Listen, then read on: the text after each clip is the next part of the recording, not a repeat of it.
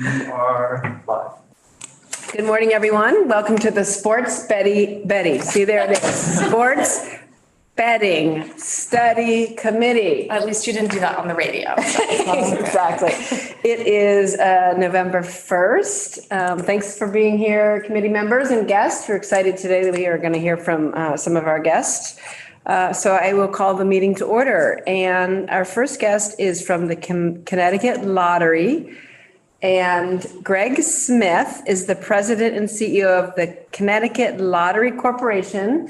He used to be involved with the Vermont Lottery, so he's kind of back in his own turf. So welcome. Thank you. Would you like me to take? I think you can, Mike, would you like Greg to sit there? Is that better for Greg to sit there? Wherever you want. How's that? Yeah. Any seat Does that work? will capture him just fine. Okay, because this is a camera and I'll go right here. This is easy.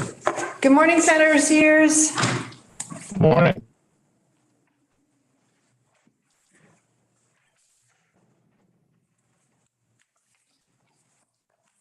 So would it be helpful if I started with a couple of opening comments and some information and then Absolutely. let you all take that and ask questions from there? Yes, please. That work well? Okay. So thanks for inviting me to discuss sports betting for Vermont. It's something I've been involved with now for a little while and appreciate your interest in this. A little background on me includes me living and working in Vermont starting in 1995. My wife and I ran a country inn for about 12 years. And then from there, I went into operations and financial roles with Vermont Country Store. Following that, started as a director of the Vermont Lottery and was here for about 4 years. After that, I left for the state of Illinois to run their lottery for 2 years. And then I've been in Connecticut as the head of theirs for the last 4 years. Prior to living and working in Vermont, I held financial and operations roles in the pharmaceutical industry as well as the hospitality industry. So a little background on Vermont, maybe to help you, or excuse me, of Connecticut, to help you understand a little bit of my perspective. In 2021, Connecticut legalized online casino gaming for our 2 tribal casinos, online lottery for the Connecticut Lottery, and sports betting for all 3 of us. And what that allowed is the lottery and the casinos to compete head to head on that product. We all sell online statewide. The casinos each operate a casino-based sports book, physical retail location, and then the Connecticut Lottery can set up 15 retail locations to operate retail sports book in addition to our online offering. We've been operating, all of us have been operating for just over a year now on all fronts for sports betting. I'll focus my comments on online sports betting for you. I think that's where your primary interests are, and you can steer me in the direction as you need. Could I ask you to pause 1 second though? Yeah. So you do the online casino gaming. I mentioned that all of those were started at the same time. Okay. The tribal casinos operate online casino gaming. Mm-hmm. Connecticut Lottery picked up online lottery. So we each got our primary products online. Right. And then we were all given sports betting, Retail location. all of us online. Yep. And then their retail in their tribal property. And then Connecticut Lottery with 15 Got it. retail locations kind of our choice. Okay. Okay. Thank you. So all companies thinking of the vendor community involved in sports betting need to make a return on investment and some degree of annual profits. You've probably heard that the margins are small, and they're certainly smaller than a lottery. Your lotteries are used to returning about a 20% profit. Sports betting's more in the 2% range. So the available funds are much smaller for that. And that's important as you think about revenue sharing and taxation. Mm-hmm. There are also many levels of income, such as gross gaming revenue, net gaming revenue, and other described subtotals upon which states or operators base their revenue share or taxation. So, when I guess I would say, don't get distracted by quoting a percentage. It's really a percentage of what number, right? Somebody can get 40% of a certain number, which will equal 20% of a different number. And so don't let the percent be the driver. Understand really what the line that you're going after, and then focus your calculations on that. All right. And then competing for customers and online market share has been the driving force among the leading companies, for many of them at the expense of turning a profit. So I think it's been well documented in the betting world of how long can this go on, and how well will that go? And there'll have to be an adjustment in the way things are done. But right now it's a lot about getting into as many states as possible and then being one of the leaders in market share. And that's really what's allowing them to get their footprints in the country by how many states they operate in, and are they one of the top dogs, or are they, getting the scraps from it? Okay. And the sports betting marketplace is pretty dynamic, with a lot of agreements and mergers and acquisitions happening pretty dynamically. So just as you're aware, you're talking with a company, just know that there may be changes from, are they a standalone company, or have they been acquired since you gained some interest or developed some interest in them? Okay. Couple of comments on various operating models in states. Some of them have unlimited number of operators. The state just says you can start, and you have to meet regulatory matters, and then pay generally a startup fee, and then you can get running. Okay. And then you can also offer a number of skins per operator. But I'll get into the skins in just a minute here. Another one is for a limited number of operators and various numbers of skins. And I'll mention Connecticut is one of those where we have just 3 operators, that there won't be any more than that. They have to be aligned with either me or the casinos. And we offered each of one of them the ability to have 1 skin. So they're only going to show up as one entity, not more than one entity. Okay. And then another one can be 1 operator and 1 skin. And I think the most closely resemblance of that is, I think, New Hampshire with DraftKings, where only 1 company operates, and they operate as DraftKings. Okay. And those are all decisions each state makes. I think the states that are more involved in gaming and gambling probably go with the initial model, which is a lot of operators, and then they take their tax cut and their fees. The smaller states, I think, probably are going to be using smaller quantities. Okay. Couple of key steps, and then last comment on the models is states would then choose to potentially collect an upfront fee or an annual fee of some kind, and then the either a tax rate or a contribution rate, whatever you're going to call it, but it's the state's cut that you're looking at there. And some of these revenue models also allow for reductions based on allowances. So there are states that they'll take the gross gaming revenue after the prizes have been paid and say, we'll let you deduct 20% of your marketing or bonusing to acquire your players. And then from that reduced total, we'll do the tax based on that.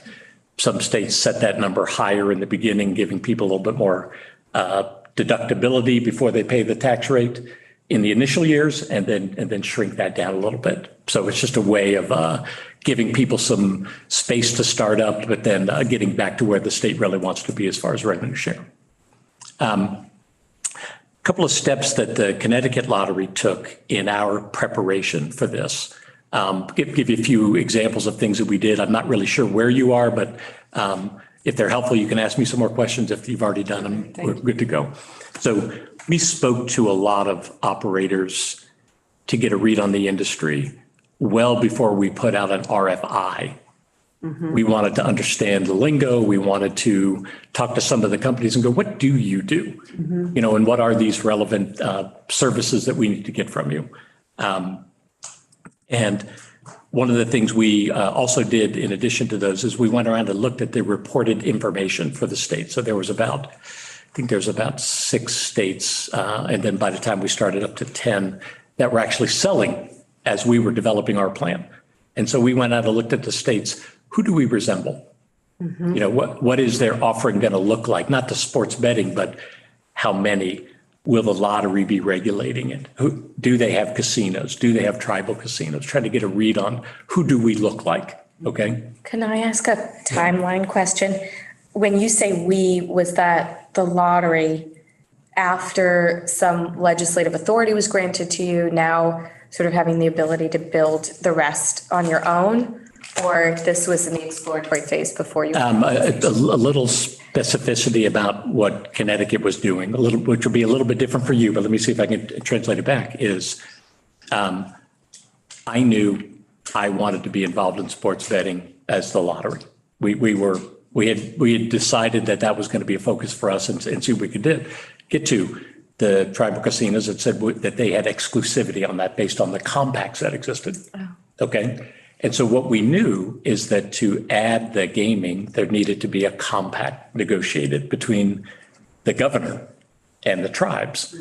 And so we were preparing the positioning and arguments to pass over to the governor's budgetary office and the like, so they could get a read on what is this revenue possibility, so that they could go into the negotiations with the tribes to understand what the playing field was going to look like.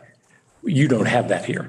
So you'll be able to. Complicated. Well, yeah, but we knew we had to, we did that research up front so we could prepare those projections, potential revenue, and then knowing we knew they really wanted online casinos. That was going to be their more primary target. And so we looked at all of the three things that we brought to life Okay. in the bill. You don't have that here, but it was our early prep that we needed so we could understand the story. So now all three entities are competing? In sports betting. Sports betting? Yes. Okay. Yes. And so we weren't going to get it until an agreement was reached with the tribes and the governor. And so that was a known fact. So we just had to figure out what was the argument and what was the story going to be. Yeah. That was going to be settled upon. That is fascinating. Okay. Okay. And so that caused us to do that upfront research. Right. You'll want to do it also. You just don't have to reach that agreement. You just get to say, what do we want to do? And then write the law. Right. Okay. Okay. And so, it's look at states that look like you and look at their revenue and their tax for the sports betting and go, what's possible? What's their per capita? Will we be like them? Make a conservative projection, make a moderate projection, and then see what your potential revenue outcomes will be. It's not that hard. And some of the conversations we had with the companies involved early on helped us prepare that math, pro forma number. So we could say, here's what we think is a very solid number the state could rely on. Okay. And we didn't do it based on states that didn't look like us, because we're like, what would we base that on? If somebody asks what's your confidence in this number, you go, I don't know. But we could say we look like this state. Okay. And our two of ours that were good reliance for us numerically were Rhode Island and New Jersey. They weren't going to do the same offerings like we had, but size of states, proximity to metro areas, they had gaming already, those kind of things, where you guys are a little bit different than that. You might, maybe you might look like a Montana, where they have different gaming, but much more rural, maybe no real large towns to work from, that kind of thing. Okay. As I mentioned, we had conversations with operators. We actually spoke to many independently, and then we put out an RFI so we could have them come tell us things. The Connecticut Lottery Corporation has a few efficiencies or leniency built in our procurement compared to a regular state agency. But you could write a very specific, what do you want to talk to them about? And then let the conversation go from there. Ask everybody some same questions, but learn what they want to do. How would they operate if they came here? Would they be looking to do retail? Could they do retail? If that became anything you wanted to at least know upfront. But you could have those, somewhat formally planned, but, conversations to cover those talking points. And you could get a read on what's their interest in. Would they operate the way you're thinking? So that you could know, is that a viable candidate or do you need to change your thinking? Okay. Were those proprietary in any way? Like, did they happen privately or did it have to be public process? We did one-on-one. Now, we were able to invite them in for a call and based on their response. We had them reply to the RFI Yeah, to say, yes, we're interested. And then we set up a call for each one of them so we could do like an interview with them to say, Okay. what's this based on? You send us a few things. Yeah. Let's talk about some of that. Okay. Okay.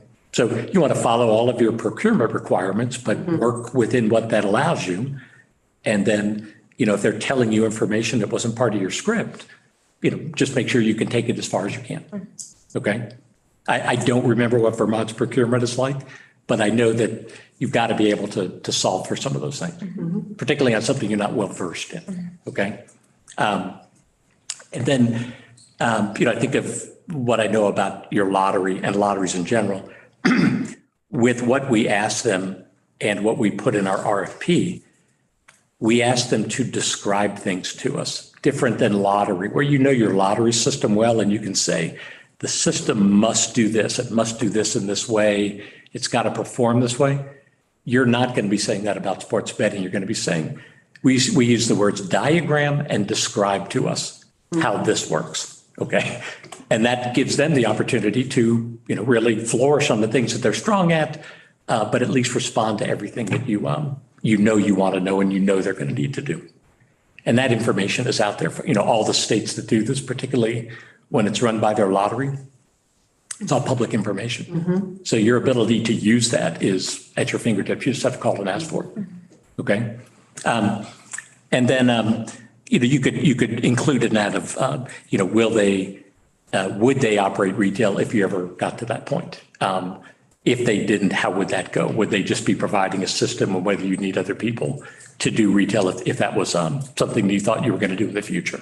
And then a few other things is, do they do their own risk management, or meaning the betting assembly, or do they have another vendor partner do that for them, where they might just be running the account management system, but the betting is done by a larger or a different organization that does betting for a lot of different sports betting operations.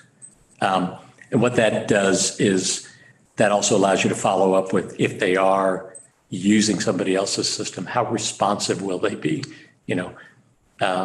If a large bet comes in on a particular game, will the placement of that bet cause you to take less wagers? And will they even be paying attention to you just based on your size? So you just want to know that if it's a homegrown, self-contained, maybe they can be a bit more responsive. If it's a separate company, might be a little bit less responsive. Yeah. this can lead to the end, but is there anything you're thinking about differently with Massachusetts legalizing, since you weren't able to compare? Well, we have a retail location that is up near the Mass border. It's right near our airport, so it's about 10 miles below the border. We get really strong retail there. That's one of our better retail performing places. I am confident that we have around our border a number of online players, but we had the same thing in New York. New York's live. We've continued to grow. Right. So we knew we lost some of that. We'll do the same with Massachusetts, but it's what people enjoy and like. And it's very common for your players to have accounts, like in our state, probably an account on all three operators for their preference, or who gave me the best bonus. Did I use this bonus and now I'm going to be betting on operator number 2 because I haven't used that bonus yet. So all of that is just a way somebody, think of it as like clipping coupons. It's right. I got these for this store.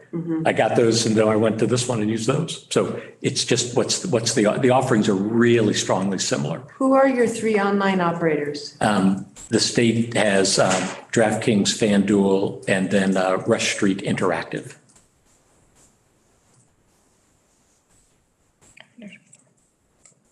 Okay.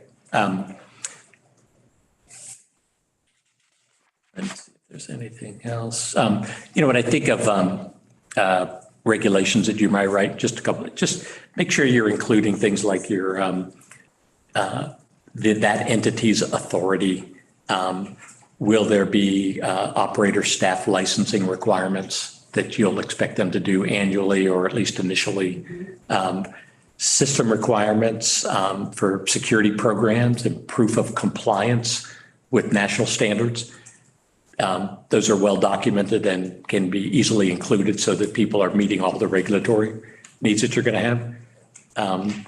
A program for player complaints, marketing and responsible gambling, house rules and terms of service, so that they're all clearly written and they're out there, because if you're overseeing it, you're going to want to make sure that their program responds to players. Otherwise, they're going to need another outlet to go to. And then figuring out what do complaints about that and how do those channel through state government. Can you tell us a little bit about your competitive bid process? So you have 3 online sports betting operators. How did you arrive at that? So the 2 tribes and the lottery, we are allowed to pick our operating company. Okay, so each one of us got a choice to choose. We did, as the state, we're a public benefit corporation, but Oh, the Vermont Lottery Connecticut Lottery is Connecticut Lottery Corporation. It's not a state government entity. we're tethered to state government, but we're not a classic state agency. Okay, you're not, Okay. okay, But we still do RFPs, Sure. just like anybody else would do. okay. And so we put ours out. We got responses. I think we got 7 or 8. You got 7 or 8 bids. Brett, and just went through the normal scoring, evaluating, do all the things you're going to do it based on experience, performance, Right. What did you determine, anything in terms of a tax rate or a revenue share? We set a minimum requirement Okay. for annual revenue. Uh-huh. And that way, we knew people had to bid based on that. We were was that? expecting better.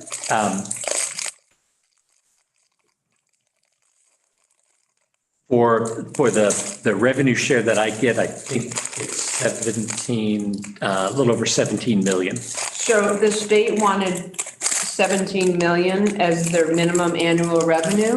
So a little more complicated than that. Remember, the state stood up casino gaming, iLottery, sports betting, and so they had an overall goal for the state. That was the overall goal. Yes. The So, retail, online, and iLottery? yes, the overall goal was, I think, up in the 40 million range. 40 million? Yeah.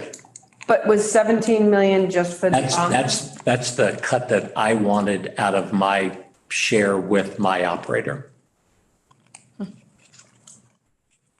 For online sports betting? And retail sports betting, the combined between, yes. Thank you. What's the percentage retail versus online? We were expecting it to be like 80-20. Yeah, And we're at a bit of a dead heat right now. okay, We're just about a 50-50 because our retail is very strong. wow, Yeah.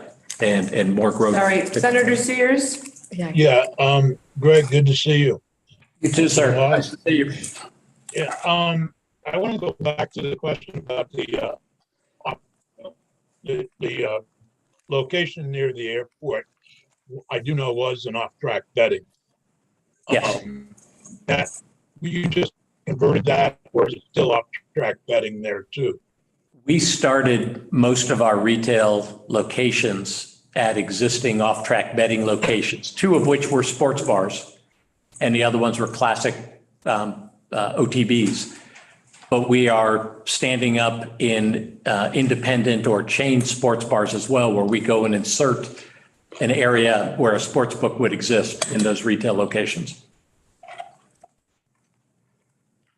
So if you thought of a sports bar in your state, we go in and try to get so many 100 square feet and set up something, but we have to do a deal with them. We have to figure out how it's going to get done. So that's a separate effort that we do, but that it's one of those things that's allowing our retail to be as successful.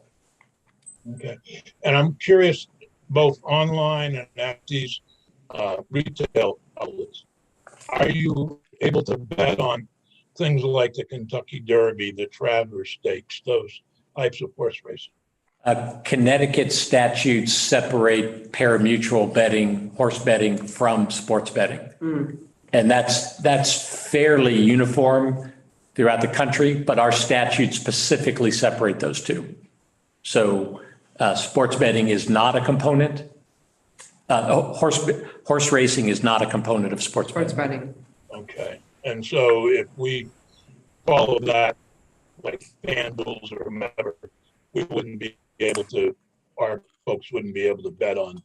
You should races expect that because the odds and the betting lines are different than sports betting. And so I would expect, my personal opinion is I expect those to be separated for still a few more years to come. But on the online gambling at illegal sites, you can bet on things like the Kentucky. I am less versed on what might be on an illegal site. Well, I But, can I tell know you there's- it's there. Yeah, I think they have Senator Sears, this is a public meeting. less Well, regulatory I'm oversight. admitting- Yeah, I'm admitting here, but if one of our goals is to reduce illegal gambling, I wonder if there's a way we can get around that. That's just a question for the committee, I guess. As we look at this, but I'm interested in how you separated. So your sites where there was off-track betting have been completely turned into sports betting. No, that we just added sports betting. They still do their Oh, they off-track still betting. do the off-track betting? Yes, they do. Okay, but it's just a separate.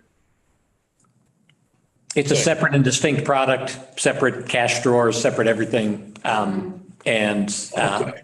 So it's just a matter of going to a different window yeah, or.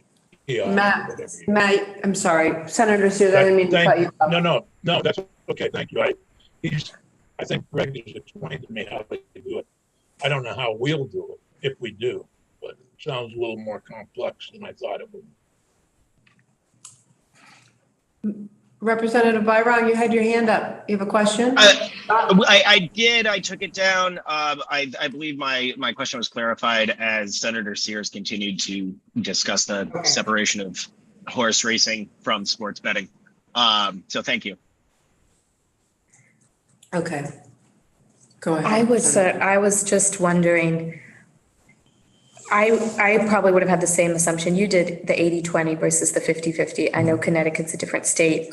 Knowing what you know about Vermont and also your experience now in Connecticut, would you recommend we look into retail sooner than later? Does it offer a whole different experience to people that captures a different market? so some of this is my personal opinion. Yeah. Some of it is based on some of the things I've seen. Right. So you will, if I use lottery as one example, let's say about half the population plays lottery to some degree each year, okay? That will be a much smaller number for sports betting. I think if it got to 20%, I think everybody would consider that successful. As soon as you're playing online, you're putting your credit card number out there, your bank account, you're setting up your identification. There's a number of people who are just going to prefer to play in cash anonymously. And so we always looked at that as a plus for us by having more retail locations. So we would have people and have a place where people could come in and place their wagers. There are dollar amounts of wagers that personal information needs to be collected for money laundering purposes. And we set up those programs also so that our operator does it online. But because we have the retail operations, we also have it for the retail piece. And so when people go up and place cash transactions to the levels we need to, we have the tellers collect the information about it. No mystery. But there's a lot of wagers that are placed without going to that level. And so many people will prefer that. And that can help bring it into the daylight as well, where you have a place where people can go and do their wagers without having to disclose a lot of information. We always encourage people, you can trust the state, but that message isn't received by everybody the same way. They're like, I prefer to interact anonymously. And what's the population of Connecticut? 3.6 million. 3.6 million. Yeah. Which is significantly higher than Vermont, Yes. obviously. I think you guys are still about 600,000. That's correct, Here. 645,000, Yeah. more or less. Yeah. So we're going to have a lot of questions for you, I think, but we do have another guest. So are you okay if we pause you right now and have our other guest give us a shorter presentation? And then we have a committee discussion, but I know we're going to have a lot of questions for you. So set the pace. I am, Okay. how about if I said I'm good until about 1:30? That's when we adjourn. Okay. Great. So if you don't mind, You can Nope. stay. you can stay there. Sorry. No, that's fine. Totally. You don't need to move. But if we would just pause your question and answer, that would be helpful. And then Yeah. Danny DiRienzo, am I saying that correctly? Dorenzo, but that was very close. Thank you. Renzo, sorry. Okay, so my okay. Italian is so good. Thank you for joining us. We are really excited to hear about the heat mapping information that you can share. Floor is yours. Madam Chair, thanks for having me. If it's okay with you, I'd like to start with a little bit of background about myself and then a little bit about our company and how we do geolocation in gaming, and then Please, give thank you a demo of how it works. So first of all, Madam Chair, thank you and members of the committee for having me today and giving me some of your valuable time. Again, my name is Danny DiRienzo, and I'm the Senior Director of Government Relations at GeoComply. A little bit about myself. I actually grew up right next door in New Hampshire. Spent a lot of times as a child growing up on the best ski slopes in New England in the great state of Vermont. So I'm very happy to be here with you today. By way of background, I was a special agent with the United States Secret Service for over 22 years. During that time, I investigated various types of cyber crimes, fraud schemes, and illegal gambling operations. After retiring from the service, I spent some time as a mobile sports wagering regulator in Tennessee, where we faced many of the same challenges and questions that you all are trying to answer right now in terms of how and when to launch mobile sports wagering in a safe and compliant manner. In terms of the company, GeoComply, that I work for, GeoComply is a global leader in geolocation and anti-fraud technology. The company currently supports regulated online sports betting, casino, poker, iLottery, advanced deposit horse wagering, and daily fantasy sports operators in 48 US states to ensure compliance with federal and state laws. I was very interested in hearing Mr. Smith's testimony as we support 100% of the market in Connecticut as well. GeoComply is an approved geolocation service provider in all states that regulate online sports betting and gaming, including Iowa, New York, Colorado, and Tennessee, just to name a few, and Connecticut as well. Our software is validated by both government and independent gaming testing laboratories. Each day, we process upwards of 40 million geolocation transactions across the country. Our company was founded solely for the purpose of delivering a geolocation system to support the US internet gaming market. From the company's inception, we recognized the challenge facing US interstate iGaming and the need for high caliber technology to act as the legal enabler and safety net for interstate gaming. Our technology enables online operators and regulators to meet the demands of federal law, such as the Wire Act, the Unlawful Internet Gambling Enforcement Act, and the sovereignty of states that choose to opt in or out of sports wagering. Members of this committee may be familiar with location data sources such as GPS, Wi-Fi, and cell towers. This data is used to power many useful consumer applications that rely on geolocation, such as Google Maps, Uber, and placing a coffee order at the closest Starbucks. However, the main difference between these open door tools and compliance-grade geolocation, which is required for regulated internet betting, is the way in which we interrogate that location data to ensure it is trusted and secure. We cannot simply rely on IP data to determine a player's location. We dig far deeper. Our technology analyzes data sources based on a combination of Wi-Fi, GPS, cell tower, IP, and Bluetooth technology to verify a player's location. GeoComply's technology detects and blocks the use of proxies, VPNs, remote desktop software, virtual machines, mock location settings, developer tools, and the list goes on and on. We employ full-time teams in multiple countries that keep up to date in the latest spoofing technologies available, and we regularly adjust our systems to detect them. By the time GeoComply's system approves or denies a geolocation check, it will have been subjected to over 350 analytical checks to verify that only legal bets are permitted. I'm going to share my screen and I'll give you a little illustration of how our technology works. Can everybody see this map? Yes. Okay. We What can. you're looking at here is our pin drop map, and this is displaying real-time geolocation checks occurring in the state of New York. You can see the geofence we have around the state boundary. As the pins fall, that is us conducting a geolocation check on a device, somebody trying to access a New York sportsbook. The white pins that are falling are iOS mobile devices. So we're talking about iPhones or iPads. The green pins that are falling are Android mobile devices.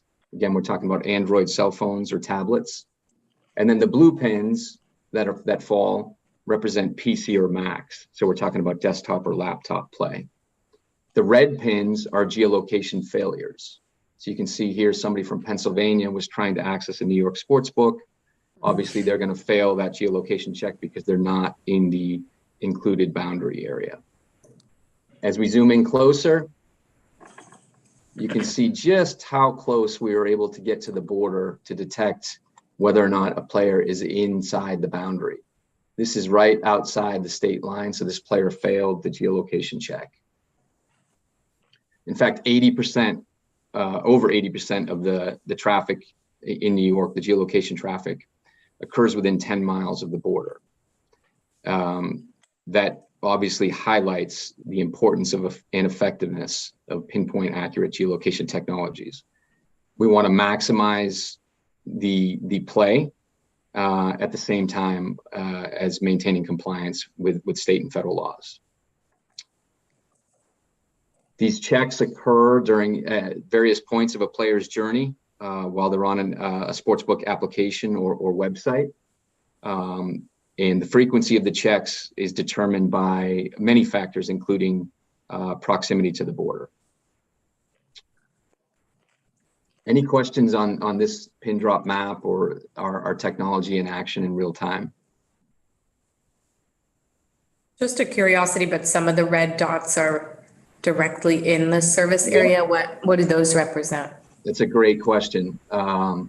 It could be many things. It could be one of those things I talked about we detected on the device, like they're connected to a VPN or proxy server or some sort of application that would potentially allow a player to spoof their location.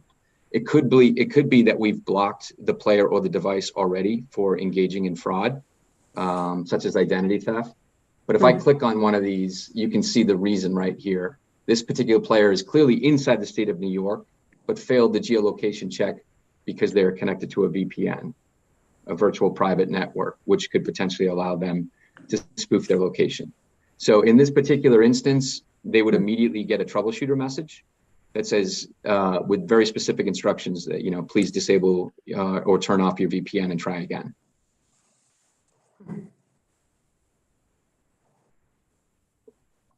The next slide I'm going to show you is a little bit specific data related to Vermont and what GeoComply is already seeing occurring in Vermont. As you can see by this graphic, Vermonters are already familiar with GeoComply. In just the past 30 days, we have blocked over 18,000 attempts from individuals inside the state of Vermont who are attempting to access legal U.S. sports books in other states. 67% of those attempts were attempting to access New York sports books right next door to Vermont. We've also processed over 280,000 geolocation checks inside the state of Vermont in the past 30 days for individuals engaging in daily fantasy sports play in Vermont. We can extrapolate those numbers based on what we have seen in other states as they go live. Kansas, for example, which is one of the most recent states to launch, saw an 1,150% increase from daily fantasy sports activity to sports wagering activity. Any questions on that? Yes. So you're saying that you conducted 280,000 geolocation checks for individuals who are accessing daily fantasy sports platforms? Correct. That does not mean that that's 280,000 unique players. No, I understand that. But so fantasy sports is legal in Vermont, Correct. right? And So, yes. I mean, And we I know cer- that was, sorry. So what is that showing us? So we service daily fantasy sports operators as well. Okay, Where we do okay. geolocation checks for them. So for Okay. example, if somebody in the state of Vermont is attempting to access, DraftKings fantasy sports, we would geolocate that device for DraftKings. Got it. I have a stupid question. Are Oh, we one sorry. of the only two states that does not work with you right now? Or do we work with you? You would be included on the list where we are active, since we are processing daily fantasy sports transactions in your state. Okay. Yeah, so fantasy sports. So is it Right. like is it Alaska and Hawaii, or what are the two states that you don't work with? I believe it's Utah and Hawaii. Okay.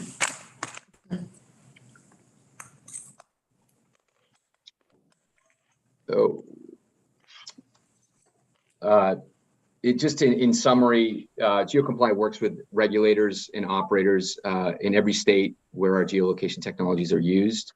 We're excited about the potential to work in Vermont, where we know our robust geolocation solutions and anti-fraud solutions will continue to protect Vermonters and guarantee compliance with the demands of the law. Again, thank you for the opportunity to testify today, and I'm happy to answer any further questions you may have. Thank you, Danny. Representative Byron, you have a question? Yes, thank you. So with the heat map that you just showed us with Vermont, with what was it, 18,000 individuals trying to Correct. access New York in the last 30 days. Obviously, we're in like the depths of football season and peak game, well, pretty much into peak gaming. Is that consistent with previous months? Is that an anomaly due to the time, or I shouldn't say a seasonal bump? Yeah, that just seems like a lot. Yeah, that's a fantastic question. Actually, we did this analysis, I think a little bit earlier in September for a 30-day period. Yeah. So it did capture, I think, 1 week of NFL, and the number was 11,000. But Danny, clarify that, Matt, they're not people, they're geolocation checks. 18,000 geolocation checks in 30 days. That equates to approximately 3,200 unique usernames. Oh, gotcha. Yeah. Okay. Yeah. Okay, That's correct. that seems less Right. alarming as a volume. Okay, thank you for the clarification. But still, but this was rolling into that sort of period of time where it was capturing some football, and there's just such a push of advertising right now throughout all of the major sports that I think people are just kind of running and gunning and trying to gain access. Mm-hmm.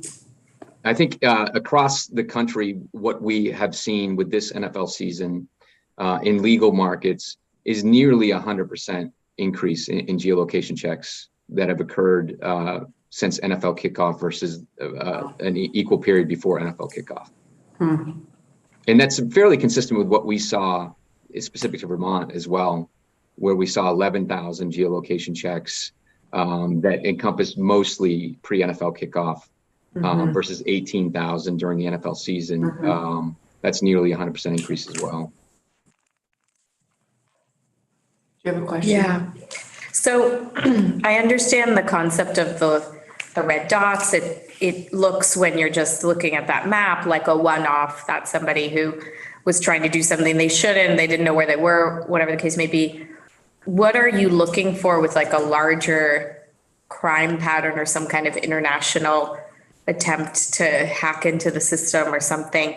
And is there anything you would say specifically to rural states that makes them more vulnerable, or that you look for some kind of criminal pattern? So I'll answer the latter part of that question first, if that's okay. With more rural states, in New Hampshire and Wyoming sort of come to mind. Probably New Hampshire would be a little bit more equivalent to Vermont, but we don't change our approach to detecting any sort of location spoofing activity or fraud behavior. Our approach is identical in every state. What we do see is differences in some of the data sources that we use to geolocate a device. So for example, in some rural areas, we may not have a lot of Wi-Fi signals like you might in Burlington, for example. So then we would look for alternative data sources to geolocate that device, whether it's cell tower triangulation or GPS technology. So we do see that sort of nuance in some rural areas. In terms of the sort of innocent user behavior, for lack of a better term, such as somebody that might be connected to a VPN for work and just unwittingly is still connected when they try and access a sports book. That's why we do such detailed troubleshooter messages, and they're virtually instantaneous. All the checks I talked about occur in less than a minute and sometimes just in seconds. So the user generally doesn't even know they're going on. They immediately get that troubleshooter message so that they're aware of exactly what the situation is, what the problem is. So if it is in fact innocent behavior, they're given the full opportunity to turn off or disable whatever location spoofing tactic that might be on the device. When that conduct continues after being messaged, then that starts to raise some alarm bells.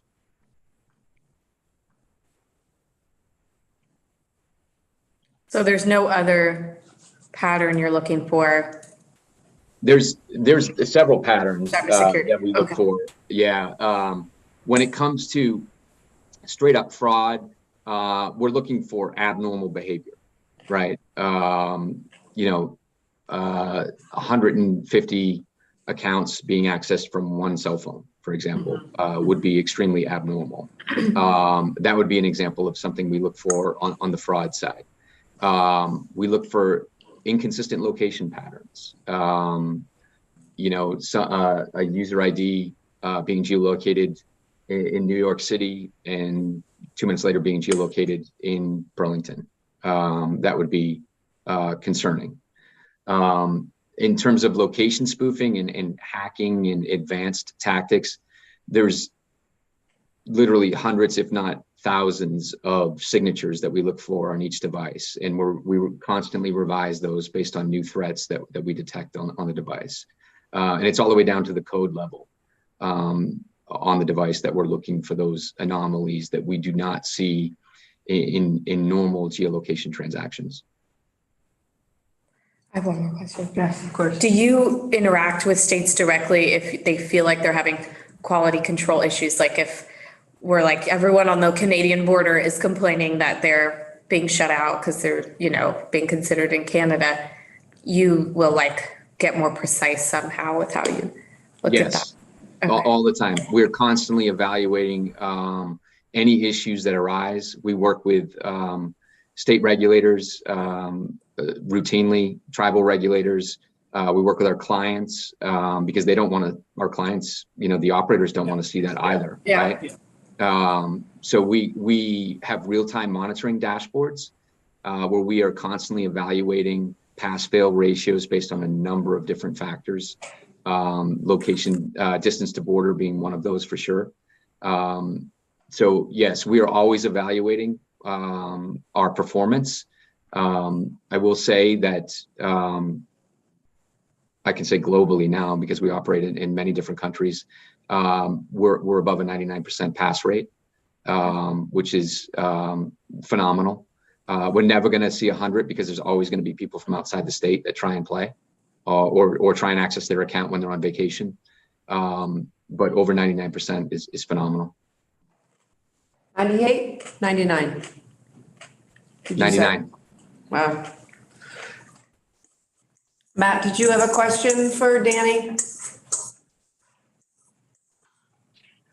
No, I did not. I just wanted to, I unfortunately have to slide out of this meeting right now for another obligation. I just wanted to thank Danny for coming in and our guest from Connecticut as well. And valuable information. Thank you so much for your time and allowing us to utilize you as a resource.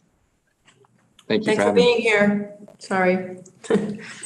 Thanks, Matt. Any other questions for Danny while he's here?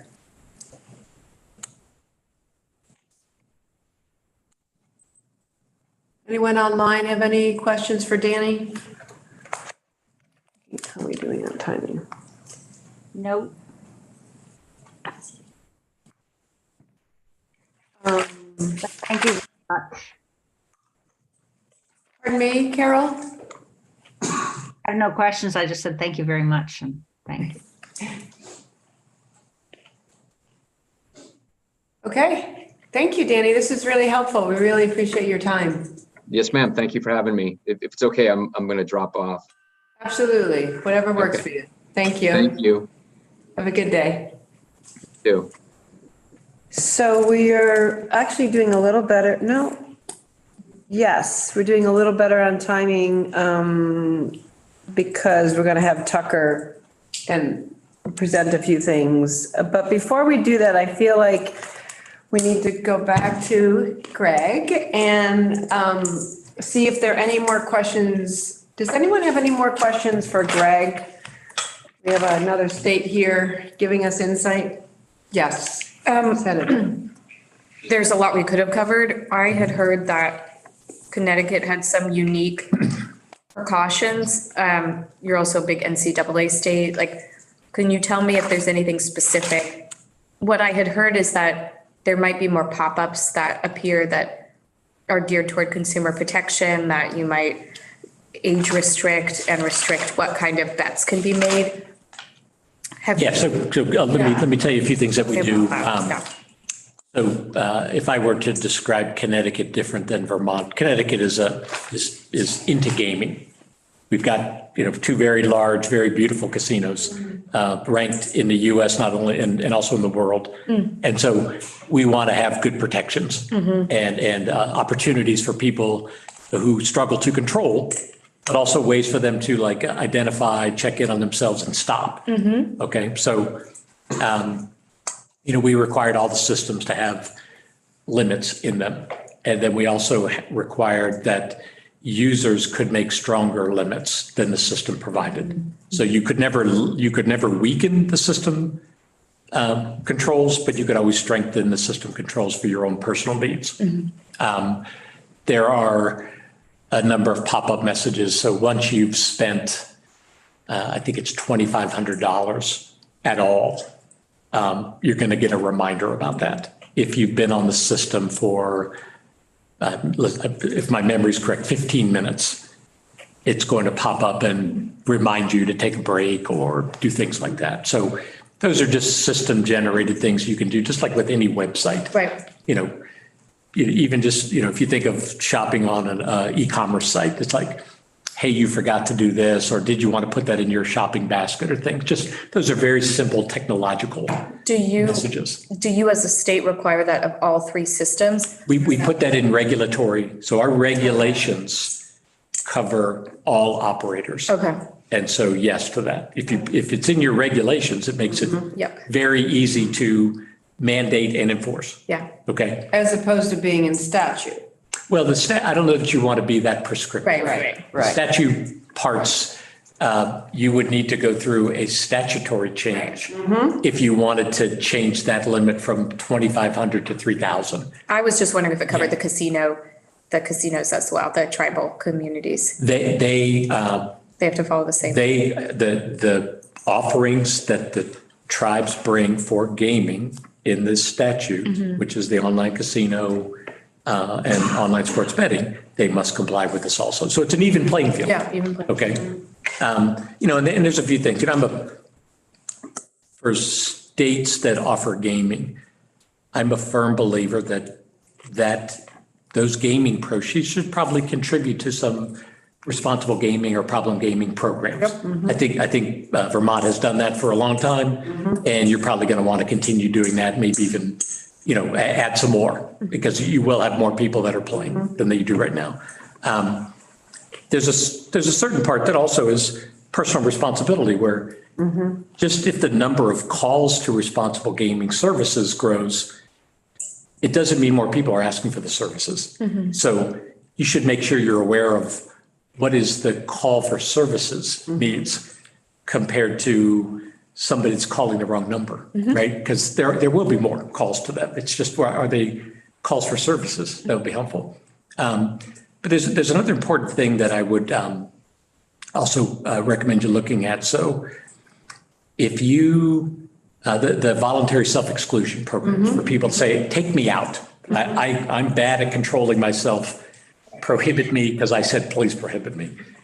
So if you have an operator, you can tell them to set that program up. If you have two operators, you may need to set up one for the state to manage, because otherwise, I'm going to use you as an example. If you said, hey, exclude me from operator A, you may also need to go over and exclude from operator B. Right.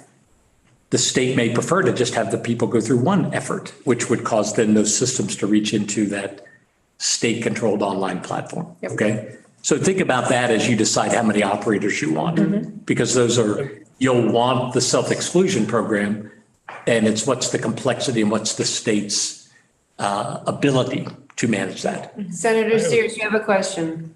I do, about going back to the problem gambling. Greg, I don't know if you were still in Vermont at the time, but I remember discussions in Senate Appropriations and the frustration that we had trying to figure out, we had put aside a certain amount of money from the lottery for problem gaming, and we never felt like we're getting our money's worth. I don't know what to do with that. I mean, I totally agree with you that a certain amount and probably more should be put aside, but I've never felt like the state had figured out how to use it properly.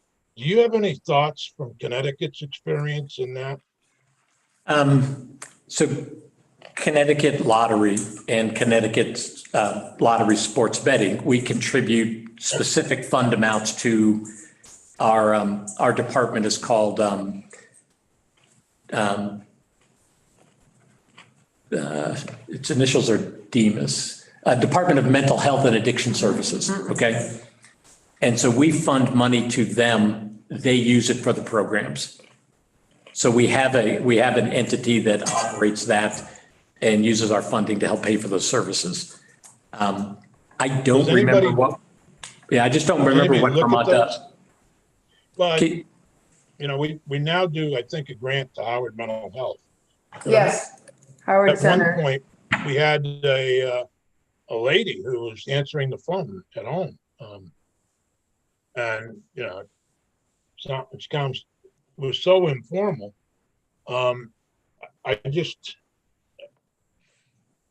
Does anybody follow up at your mental health system on how the money's used and so forth?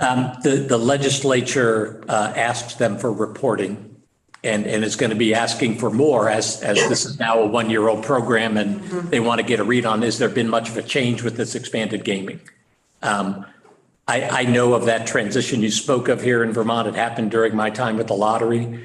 I think you're going to want to talk with your Department of Mental Health or Department of Health to make sure what can they provide for services, or do they source that out to different like county-based programs? But it's paying for that and then figuring out what is the best phone answering system. So when people call for help, they are routed to a place that means something to them.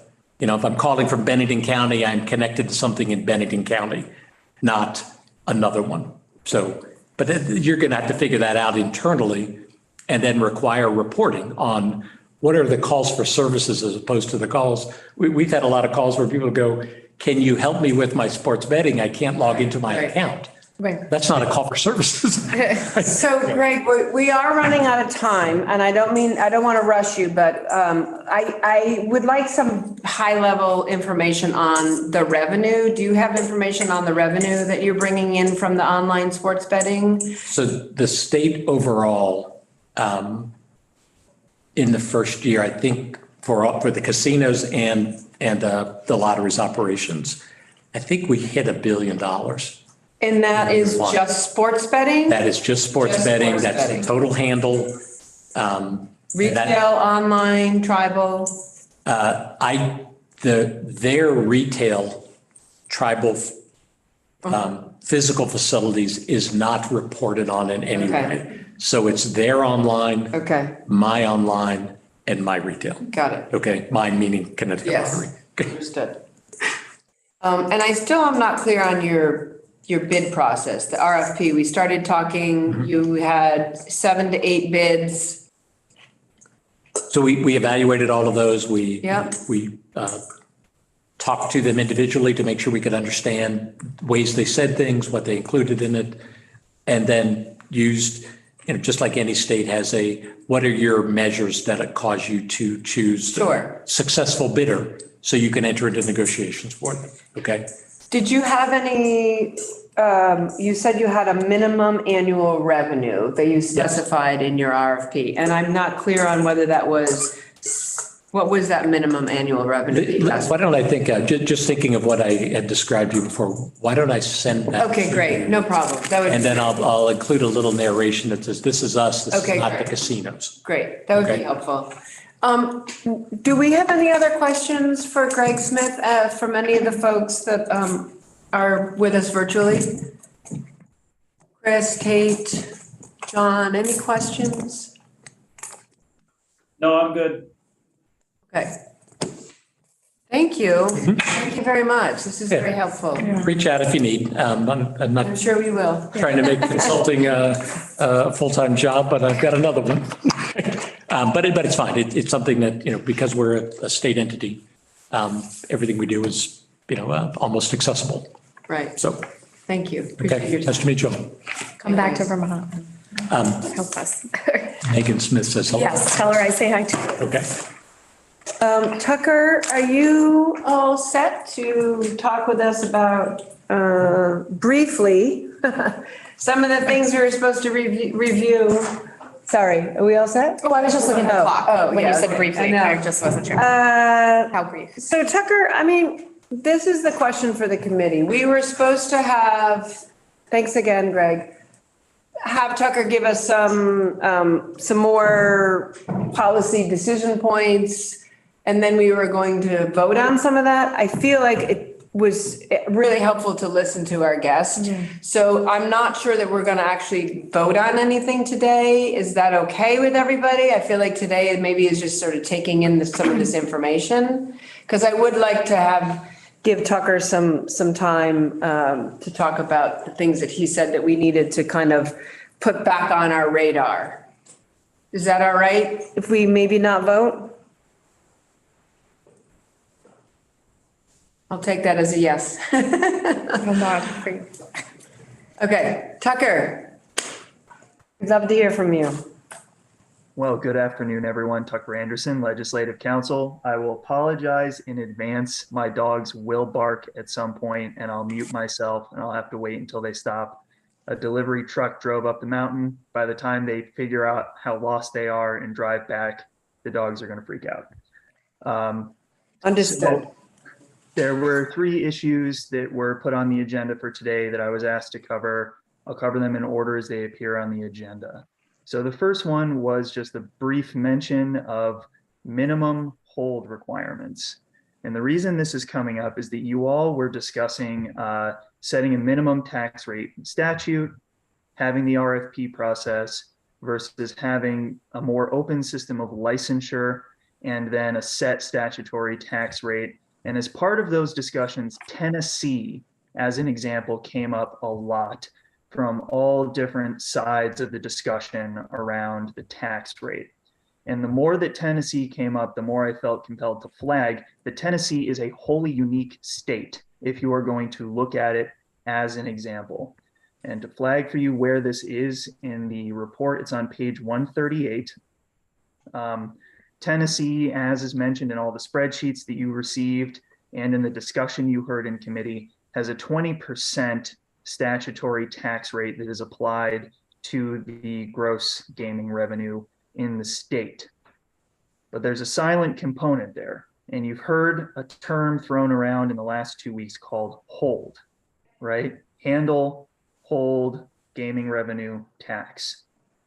Handle is the amount, the total volume of bets that are placed in the gaming environment, right? The hold is how much the operators are keeping out of those bets.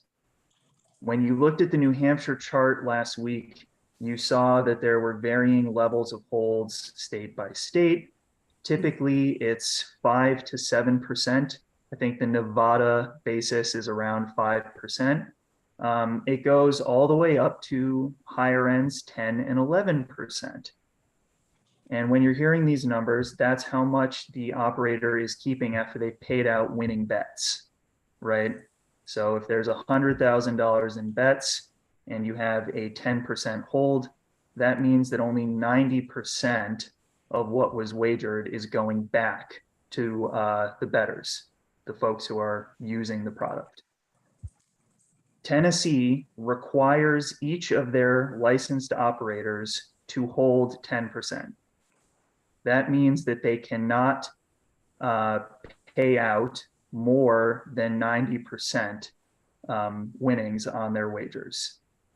When this was initially proposed, there were a lot of studies done on this. One of them is linked on that page 135 for you to take a look at. And it highlights the risks, really highlights the risks versus the potential rewards of having a minimum hold. The risk, the primary one, is that people who are playing these games are not winning as much, right? It's a less attractive product to the consumer. Another risk is that it puts a lot of pressure on the operators. It affects their lines and their ability to sell them effectively. The reward for Tennessee, apparently, and you can see some of this from their lottery analysis, is that they made a lot more money on their taxes because the operators were holding on to more money and then paying the 20% tax. All right. So that's something to look at. If it's an issue you want me to look at and address further, I will, but it is something to keep in mind when you're looking at some of these numbers. You know, it's not a direct translation to Vermont, and you may want to have Graham, JFO, take a look what a minimum hold would do in Vermont. Thank you.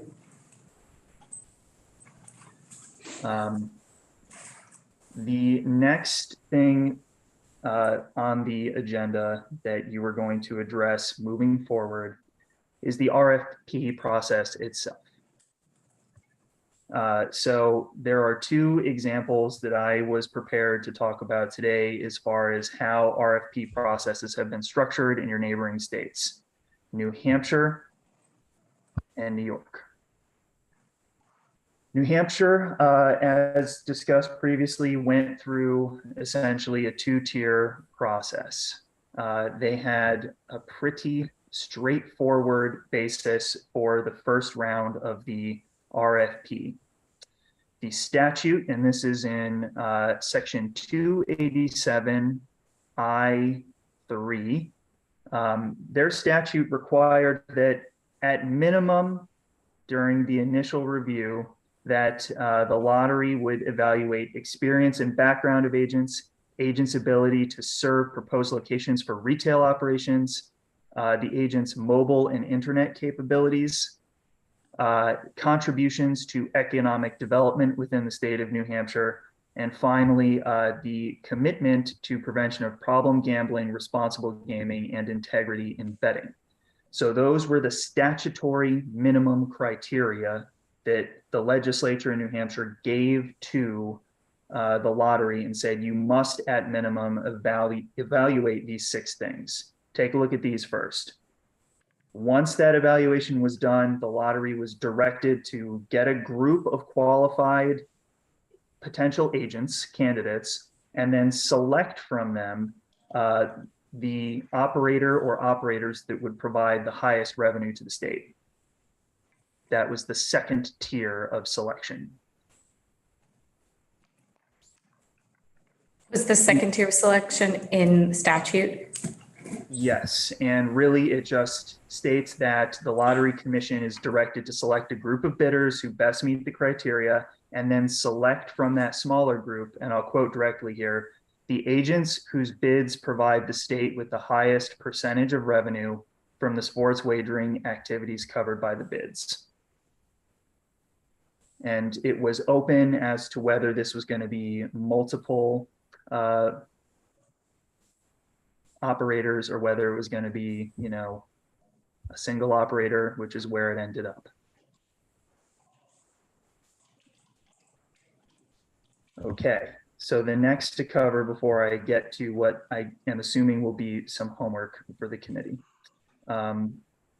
New York State got a little more complicated and exacting in how the statute directed their administrative agency to carry out the bid process.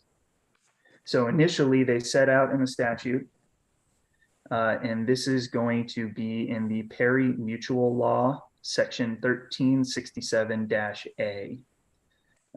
It required that each of the applicants provide to the administrative agency a breakdown of the different scenarios right out of the gate. This is how much we can make and how much we can pay to the state based on the number of operators, the bid, revenue sharing agreement, and the potential scope and size of the market, right? And they had to set out in a matrix, this is how much we can give the state under each of these scenarios based on the number of operators in this space and the potential revenue share that we land on.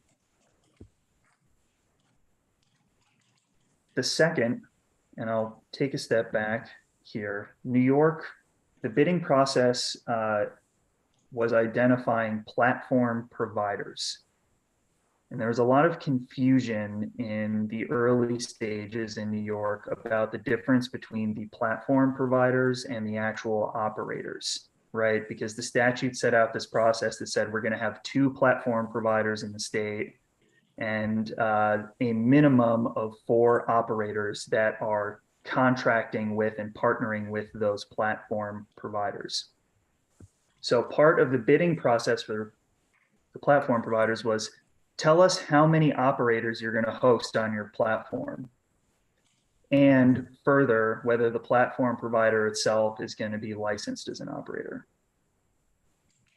They also asked during this stage of the bid for the platform provider to provide a description of how the applicant will use technology to ensure geolocation services, that wagers are accepted through equipment that is physically located at a licensed gaming facility, and that there are necessary responsible gaming protections in place.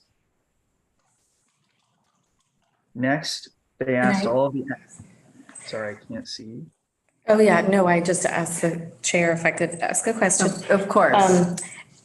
Part of what you just said, is that the piece about skins that Greg was talking about? That was a whole new world to me. Like, are we talking about multiple operators that operate under one platform? Is that the same thing that he was saying, that you have to be careful about operators that merge and have one visible presence? Or is this different? Skins are slightly different.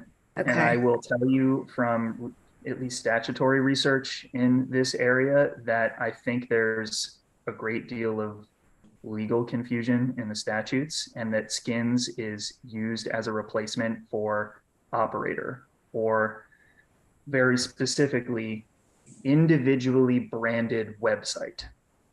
So the idea is that in those states where there are skin restrictions, they are saying if you get an operator's license, you get to act as a single venue in this space. You can't use your license to then operate 50 different branded websites, all purporting to be separate sportsbook entities. But you're really holding one license in your one corporate entity.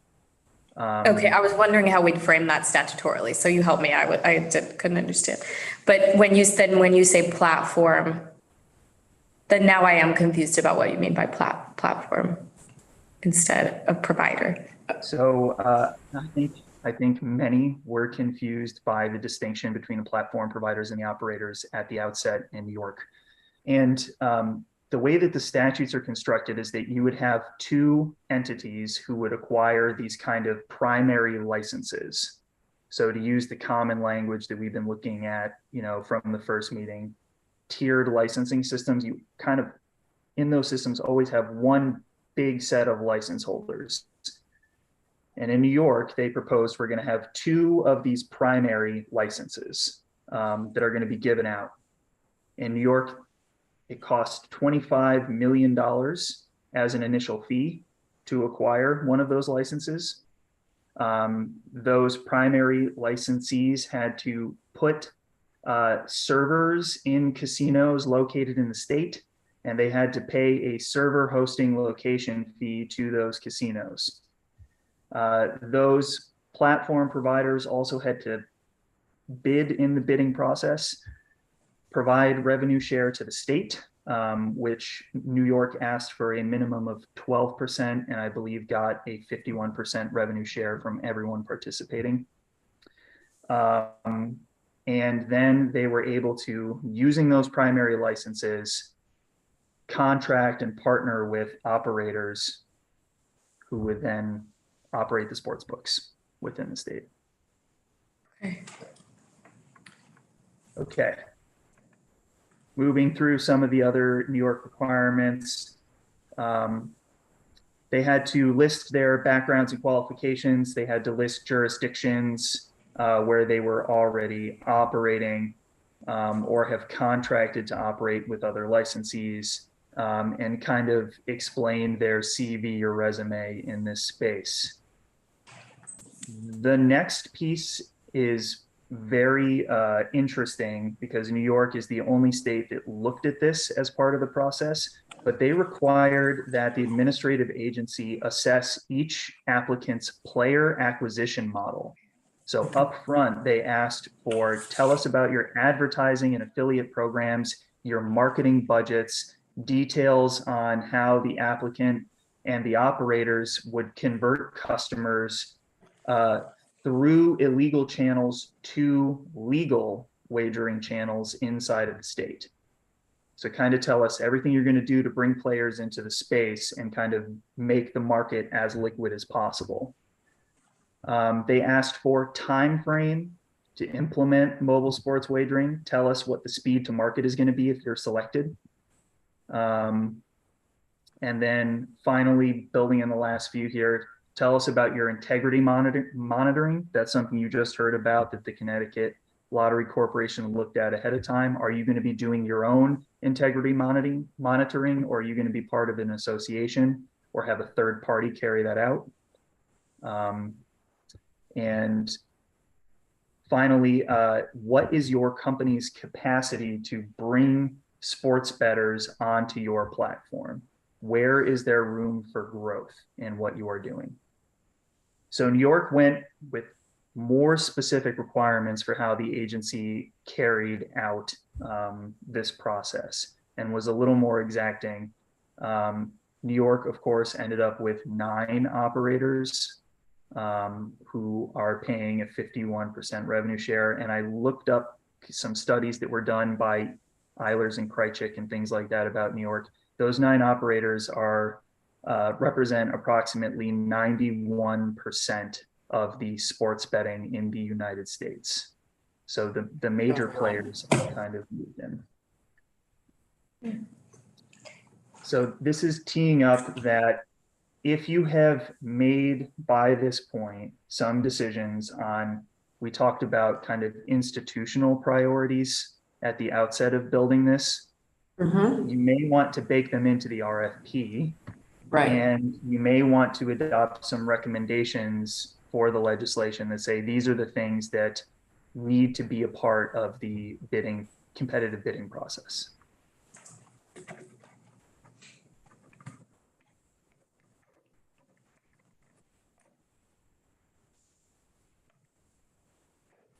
Tucker, do you have another point you want to talk about, or are we going to pause for a second? Are you going to talk about the rulemaking versus statute?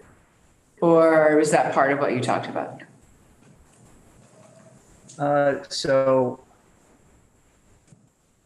high level, yes, we've covered it. The question is, how do you want to break down as far as the RFP process? Right. What does the legislature expect and want from the competitive bidding process versus what is going to be given to the administrative agency vis-a-vis authority? Rulemaking. Yeah, for the rulemaking. Okay. So just to reframe this is really helpful. Thank you, Tucker. And so we've decided that the institutional priorities are to convert the illicit market, consumer protections, to give the regulatory body, maximum, forgot the term, like allow them to responsive. We want a responsive regulatory body to respond to the market, and then revenue. So unlike New Hampshire, which in statute basically said, we want you to select the operator and the number of operators that give us the maximum amount of revenue. Right. What we would want to do is to identify our goals, or our recommended goals, right, to the legislature are those four things. So and that's what you're saying, Tucker, that we might want to say, unlike New Hampshire, where they were clearly just wanting to maximize revenue, we've identified four kind of priorities.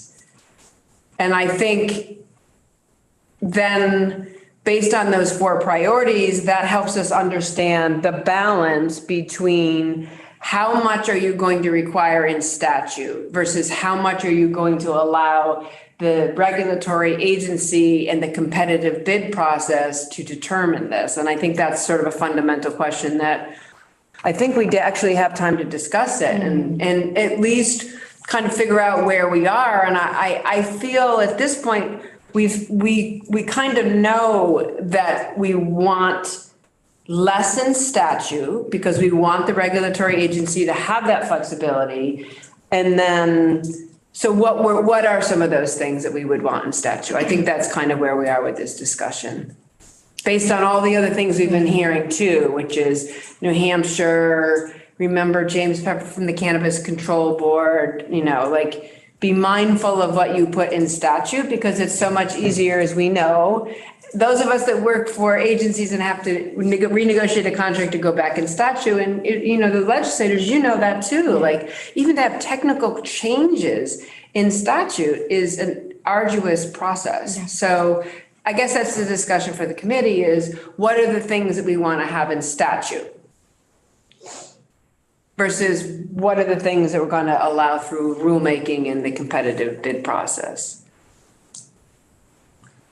I think it's dogs. Sorry? I think he turned his video off because of his dogs. Oh, okay. I'm happy to jump in and see if Carol or Dick get on video, but I think for me, I don't want to just go with the immediate, but I had some strong takeaways from Greg's testimony about Connecticut. I also still have a lingering question. I was trying to do the math on what sounded like $1 billion for all of the gaming systems and what sounded like 17 million that they actually put in statute. They're cut instead of a percentage. I don't know how we got to the 17 million if that was written in, but anyhow, overall, the idea of an RFI and giving, a commissioner or the person actually building these contracts, the flexibility to do RFIs and to explore the market and understand what is uniquely going to work for Vermont is a driving force for me. And I think that was really underscored by what Greg said, that it would be a shame to put too much in statute at all. Mm-hmm. To just keep it really high level. Mm-hmm. The only other takeaway I wanted to mention, because I feel like we gave Senator Sears like a like short shrift on the retail piece. Like, I thought that was really fascinating. Maybe Representative Byron and I are like different generation and we're fine having our information out on the internet or something. But given that we have an aging population and a real sense of community, I don't think we need to put it in statute, but I would just tell you as commissioner, it changed my mind about wanting to explore the speed to market of retail, or just, have that be a priority after online. That was really helpful for me. Good. So our last committee meeting, I think it was our last, we did actually discuss retail versus Okay. online. And I don't remember, and we did decide that for this purposes, we felt that a recommendation was to start with online. Yeah. And that retail was not something we wanted to exclude, but it was something we wanted to evaluate after there was online. Right. No, Yeah. I'm glad you clarified, just so Yeah. we're clear, that's still what I agree with. I just wanted Senator Sears to hear as a likely member of the committee. I feel I will be watching this more closely potentially than I may have given credit before to follow up and see how much Yeah. retail could have an impact on participation and revenue and sort of even accountability in a community of, that seems like, and being able to be anonymous. Vermonters like to be Sure, anonymous. sure. So I just really understood retail differently after he spoke and think of it as more. Right. I do appreciate that very much. Just wanted to say that. Thank you. No, I appreciate it. In my experience with the cannabis, we made a few mistakes. One, I think we were over prescriptive on one hand. And we didn't give enough resources to the Cannabis Control Board early on. There was a big disagreement that was between the administration, the House and Senate Appropriations Committees on how many people to get for that effort. And I think I want to make sure that we as the legislature are clear that the people you need in order to get this started and get it up and running correctly are there. I think we as the legislature need to set some of the guidelines, but not a lot of them. And that one of the guidelines is how do you use the money? I think that would be important to have as legislation. I think as much as possible, we allow either rulemaking or whatever by the agency. But I do think we have to decide and make sure there's enough staff to not short shift you. That was,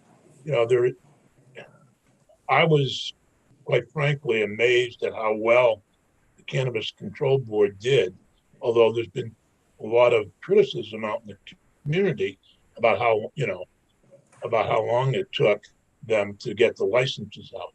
Part of that was our fault for not giving them adequate staff to do the job. Thank you, So Senator. that's just from my perspective. In terms of the hold and the money, I think we should, we have to decide whether or not we're going to support the staff and whatever administrative costs are through fees. And then whatever we make as profit, or whatever you want to call it, would go into whatever we decide to use the funds for. Right. Those are the types of things I think the legislation should really look at. And I think we've already decided on the number of companies and so forth. And Senator Sears, that's something that we had this past legislative session in the bill that Senate Economic Development was working on, was a fee structure for, either an operator fee or a license fee. And that was designed to cover the cost to the agency. And that's what, if you remember, Graham put together in JFO estimates. And we actually, the Department of Liquor and Lottery, in our budget request this year, we put in the dollar amounts for sports betting, the startup, just Good. assuming, we built our budget based on the expectation that sports betting would pass. We're not taking that for granted. We're just building our budgets. And it is Well, about, a half. I think you've done that the last 2 years, actually. Yeah. Okay, so it's no surprise then, right, that we want sports betting. No surprise. I think we in the Senate wanted it too. Yeah. Okay, so basically what I'm hearing, and I think I'd like the other folks to weigh in on this, and I know we've had these prior conversations. This committee is really recommending to the General Assembly that there's a minimum amount that goes in the statute. Less is better. We want some guidelines. We want some goals. You, Senator Sears, are making sure that the legislature needs to identify that there's enough resources for staff, and we want to have rulemaking for the agencies. And then we want to maybe have those, the 4 priorities that we talked about. We've already said that we want to have a minimum of 2 operators, maximum of 6. We said we'd like a minimum of 20%. I think that what I'm hearing Tucker talk about is the holds and what I hear from New Hampshire is you shouldn't have any minimums or any set tax rate in the statute. What we hear from the operators is they want to have a set tax rate. So I do think that we want to, before we have our final report, think about the money piece of it, right? The hold and we don't want to dissuade the operators from participating. We want a robust market. As Graham's pointed out to us, it's not necessarily the number of operators, but the competitive lines. But I'm hearing those kind of fundamental things that should be in statute, and then the rest can be in the competitive bid process and rulemaking. Is that generally how we're feeling and thinking about this? Senator, yeah. Yes, Senator Sears? Yes, okay, great. John, is that fair assessment from your perspective? Yes. Sorry, my video is. It's okay. Yes, it is. I keep thinking of last week, hearing that story about the Patriots game when there was that exposure and there was the provision in the contract about how you can just kind of let the DraftKings or whoever take that whole bet rather than having the state being exposed, and like having little provisions like that and how complicated that is. So I think doing the contracts and having very little in the law is the best way to go. Yeah. Thanks, John. Kate?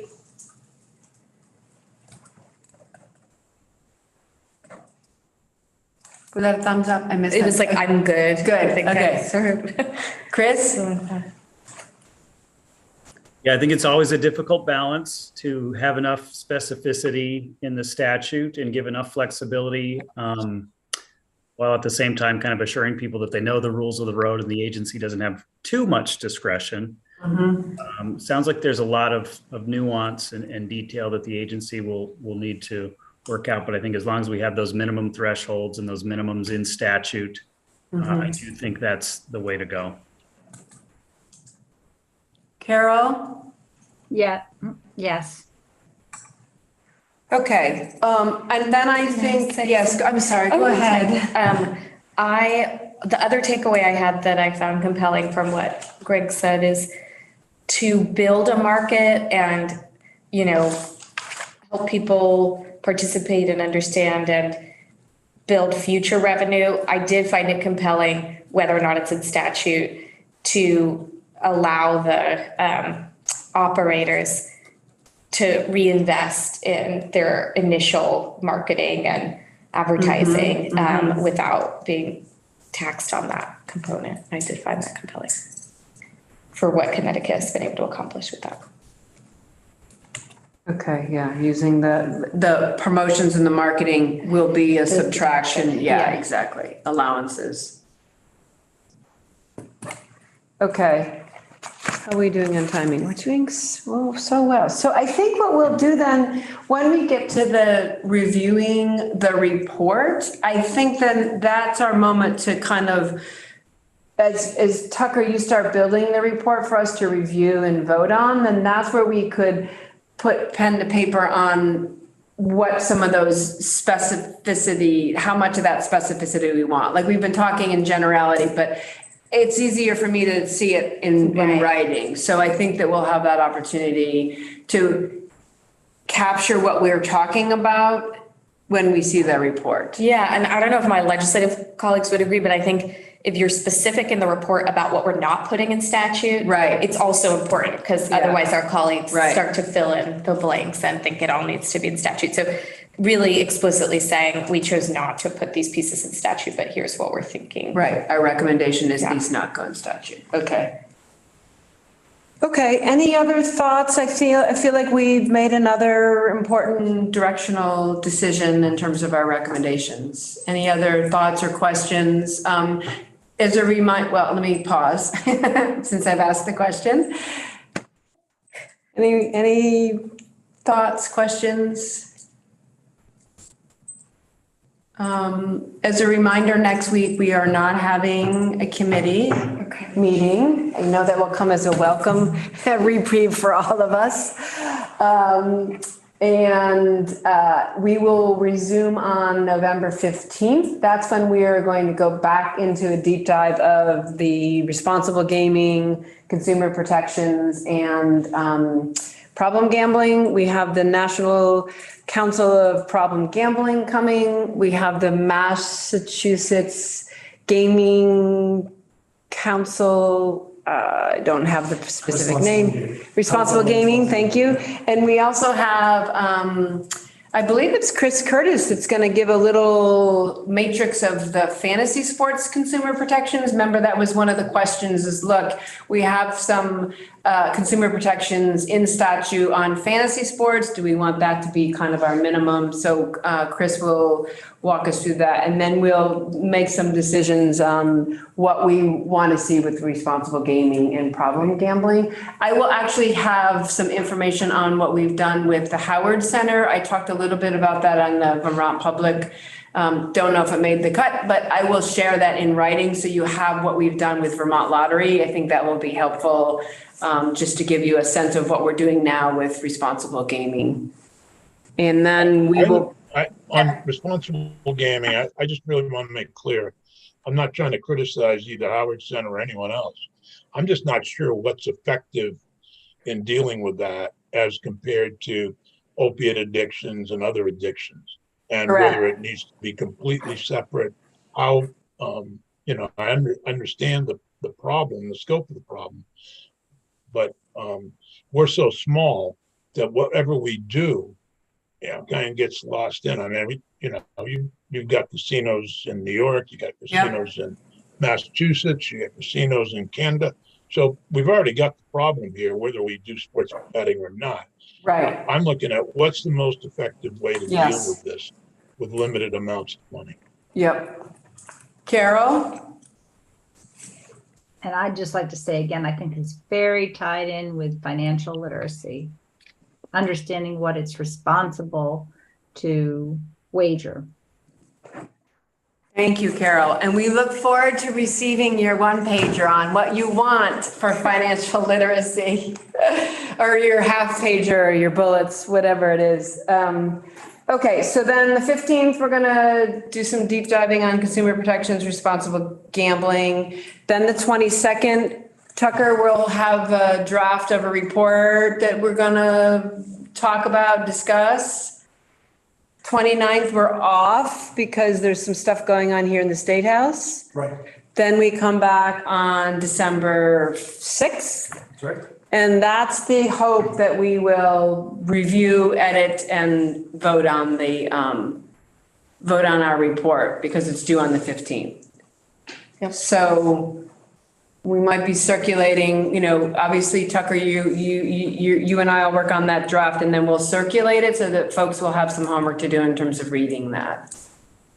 Is that about right, Tucker, for the outline schedule?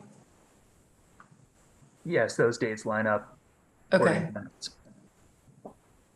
Okay, great. And then I would just encourage any of the committee members, if you see additional articles, if you have more information you want to share with the committee, send it to Mike, send it to the committee. I mentioned that I would have some information on our experience with the Howard Center, so I'll start sharing that before we meet again. Anything else before we adjourn? Very good. Excellent. Thank you so much for your time. Really appreciate it. Thanks.